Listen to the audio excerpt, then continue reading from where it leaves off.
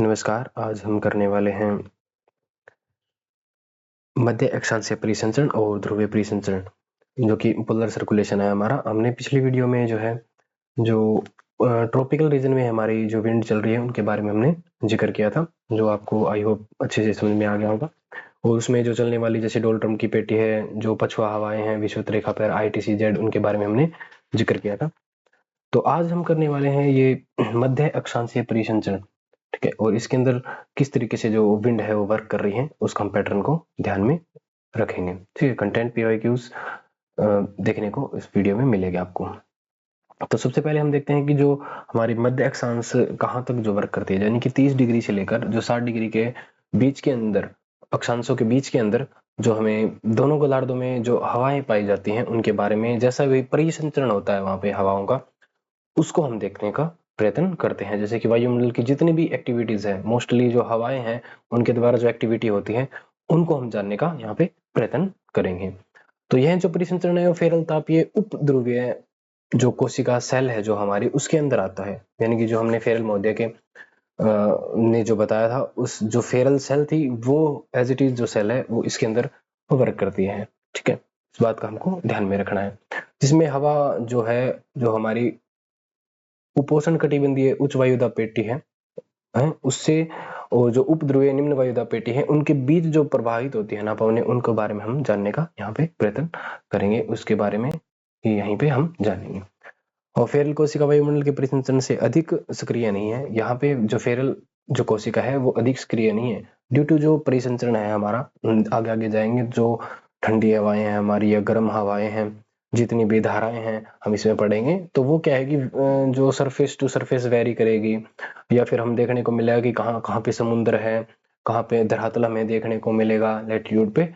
तो उस हिसाब से क्या है कि हमारी चीजें हमें चेंज होती हुई यहाँ पे नजर आएगी, तो उसका हमको ध्यान में रखना है। इसलिए इसमें बताया गया कि जो फेरल सेल है हमारी, जो फेरल कोशिक जो सेल है, उसके अंदर जो वायुमंडल का परिसंचरण होता है वो अधिक सक्रिय नहीं है। जो उन्होंने बताया वो वैसा नहीं है, जिसके में हडली जो है वो ज्यादा सक्रिय हमें देखने को मिलता है। जैसे कि हमने पिछली वीडियो में ये चीजें बताई थी कि हमारे जो त्रिकोशिकीय परिसंचरण जो हमारा मॉडल था, उसके अंदर हमने है इस बात का बिल्कुल सामान्य रूप से हमने उस चीज को देखा था। सामान्य रूप से हवाएं इस मंडल में जो है पश्चिम से पूर्व दिशा में होती है, जो कि कोरियलिस बल के कारण जो है उत्तरी गोलार्ध में दक्षिण पश्चिमी तथा दक्षिणी गोलार्ध में उत्तरी पश्चिमी हमें देखने को मिलती है।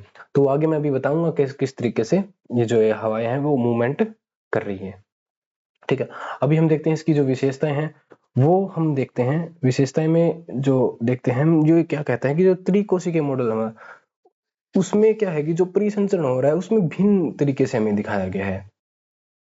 यहाँ पे ऐसा नहीं होता है। जो हमने त्रिकोशिकीय मॉडल पढ़ा था उसके अंदर हमने देखा था कि हवाएं इस तरीके से वर्क कर रही है, बट यहाँ पे क्या है कि इस तरीके से नहीं वर्क करती। क्यों नहीं करती? क्योंकि जो वायुमंडल के साथ धरातलीय सतह पर जो वायु की दिशाओं में जो परिवर्तन हो रहा है वो, और जो परिसंचरण हो रहा है वो बहुत ही जटिल हमें देखने को मिलता है, ठीक है। तो ये बात हमको ध्यान में रखनी है। जो त्रिकोशिकीय हमारा मॉडल है वो यहाँ पे ये बिल्कुल ये बताता है कि जो त्रिकोशिकीय मॉडल है वो यहाँ पे फेल है, वो ऐसे वर्क नहीं करता है, ठीक है। रियल में देखा जाए तो ऐसे वर्क नहीं करता है। क्यों नहीं करता है? क्योंकि जो हमारा वायुमंडल है उसके अंदर है परिवर्तन होता रहता है, परिसंचरण बहुत जटिल है हवाओं का, ठीक है। हवाओं की दिशा बहुत जटिल है। तो इस तरीके से हमें यहाँ पे इस चीज का ध्यान में रखना है। और क्या विशेषता है सेकंड में हम पढ़ते हैं, सेकंड नंबर पर, जो 38 डिग्री से लेकर 40 डिग्री अक्षांशों के दोनों गोलार्धों में ऊर्जा का अत्यधिक स्थानांतरण होता है, ठीक है।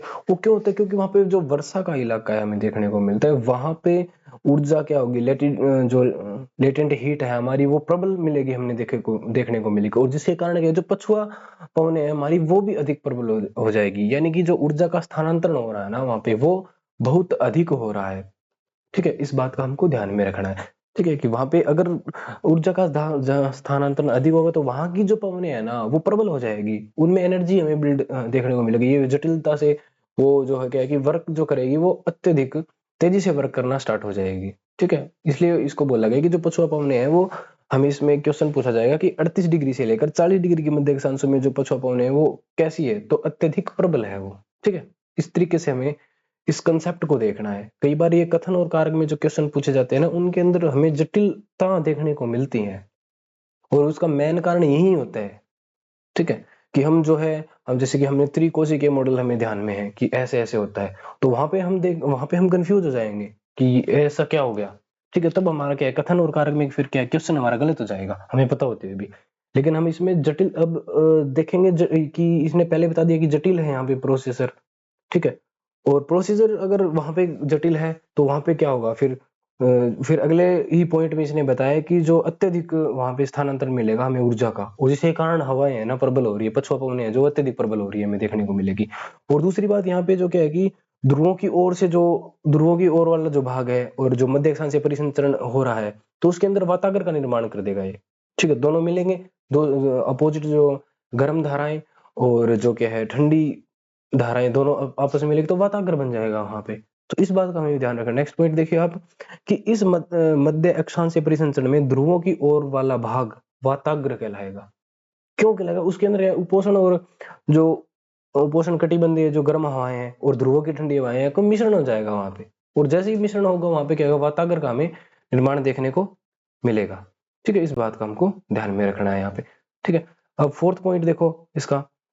4th पॉइंट क्या कहता है कि 60 डिग्री से लेकर जो 65 डिग्री के बीच इन 2 वायु राशि का अभिसरण होता है। ये दोनों वायु राशि मिलती है। ठीक है? यहाँ पे क्या है कि प्रॉपर बता दिया इन्होंने। सुरेंद्र सिंह ने प्रॉपर लिख रखा है कोट करके कि यहाँ पे क्या है कि इनका अभिसरण होगा। ये दोनों वायु राशि यहाँ पे मिलेगी। ठीक है? इस परिसंचरण में ऊपर वायुमंडल में पछुआ सा रोशबी तरंगे देखने को हमें मिलती है। वही बात है कि रोशबी तरंगे देखने को क्योंकि वहां पे जो तरंगे हैं जेट स्ट्रीम का साथ होती है। जेट स्ट्रीम जैसे कि अगला टॉपिक हमारा जेट स्ट्रीम का है, उसमें हम पढ़ेंगे किस तरीके से जो है हम देखते हैं कि 14 किलोमीटर तक जो ऊंचाई है हमारी वहां पे हमें देखने को मिलेगी जेट स्ट्रीम, तो वो किस तरीके से प्रबल हो रही है, तो वहीं पे हमें पछुआ राशि तरंगे देखने को मिलेगी। दोनों साथ में वर्क करेगी। ठीक है?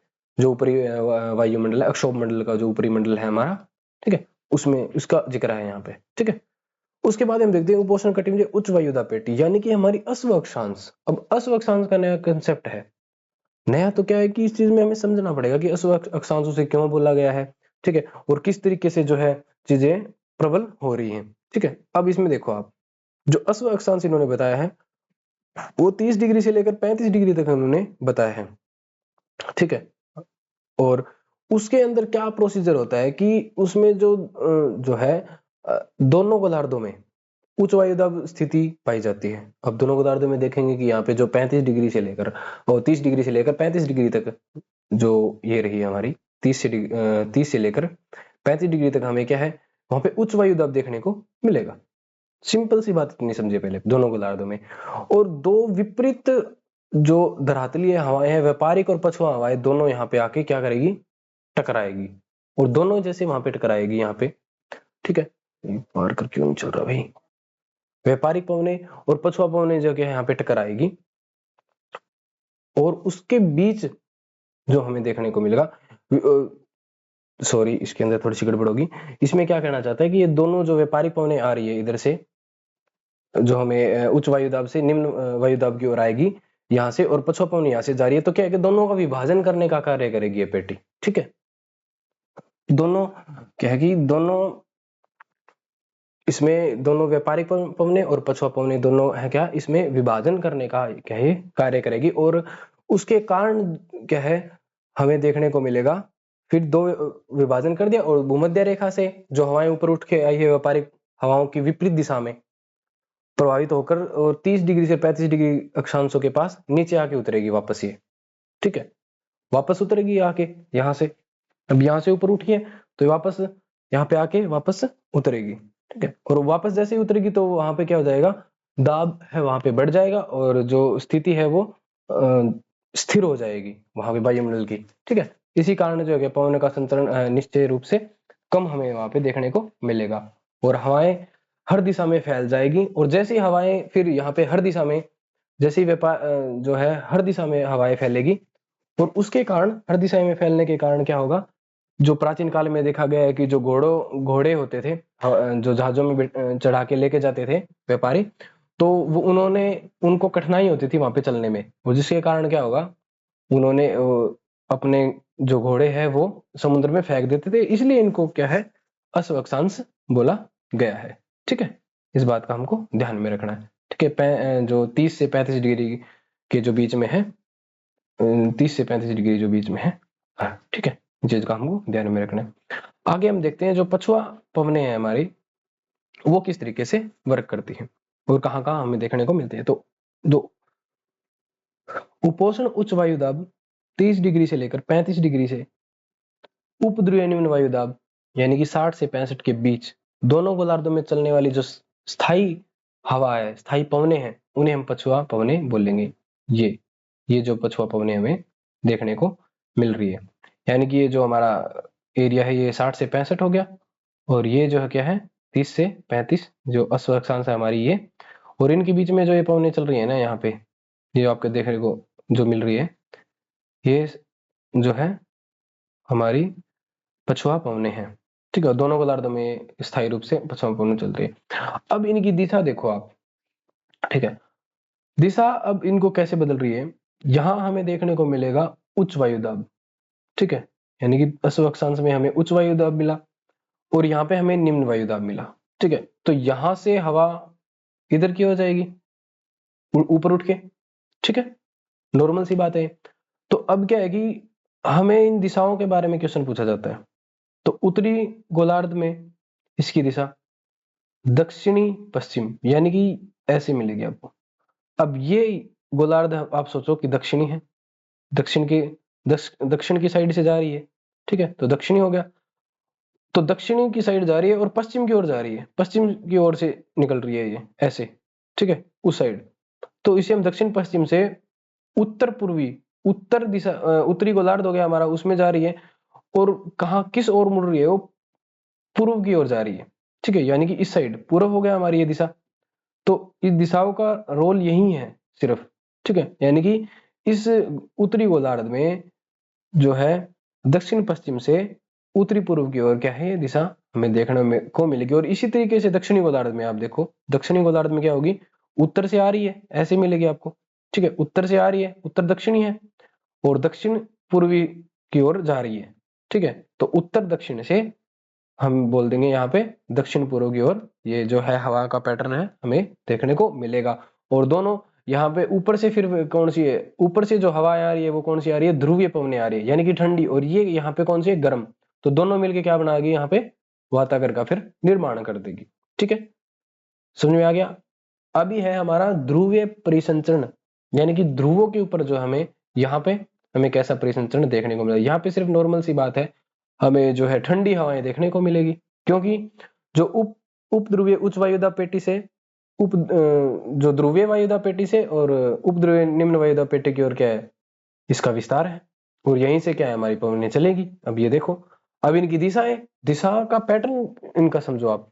अब दिशा का पैटर्न हमें देखने को मिलेगा कि जो उत्तरी गोलार्ध में है ना, उत्तरी गोलार्ध में क्या है, हमें उत्तर पूर्व, यानी कि उत्तर पूर्व, ये देखिए ये ऐसे कोण है, हमें यहाँ पे भी दिखेंगे ये ऐसे, ठीक है। तो ये दिशा हमारी कौन सी हो जाएगी, ऊपर वाली जो दिशा है वो कौन सी है, ऊपर वाली दिशा पूर्व की है, ठीक है, क्योंकि ये पूर्वी साइड है हमारी, ठीक है। यहाँ पे north east west, north south east और वेस्ट उस साइड, तो ये पूर्वी दिशा होगी हमारी। तो उत्तरी पूर्व से दक्षिण पश्चिमी की ओर हमें देखने को मिलेगी, और दक्षिणी गोलार्ध में वही पैटर्न क्या हो जाएगा, चेंज हो जाएगा, ये पैटर्न ऐसे हमें देखने को मिलेगा, यानी कि दक्षिण पूर्व से उत्तर पश्चिमी दिशा में, ठीक है। इसका हमें विस्तार या फिर हमें दिशा देखने को मिलेगी। ध्रुव से आने वाली जो पवनें होगी वो अधिक ठंडी हमें दिखाई, अत्यधिक ठंडी होगी, और ध्रुवों से मिलकर शीतोष्ण चक्रवात का निर्माण करेगी, ठीक है। ये यहाँ पे हमें पछुआ पवनें जो है इनसे मिलेगी, और फिर क्या करेगी, यहाँ पे चक्रवात का हमें देखने को मिलेगा। ये इस वीडियो में देख लीजिए आप, इस पिक में यहाँ पे क्या करेगी, फिर वो जो शीतोष्ण चक्रवात का निर्माण करेगी, और शीतलहर और वृष्टि ध्रुवीय कोशिका सेल का इसका निर्माण करेगी, ठीक है। इस बात का हमको ध्यान में रखना है। तो आई होप वीडियो आपको समझ में आ गई होगी अच्छे तरीके से। तो ओके, बाय, थैंक यू।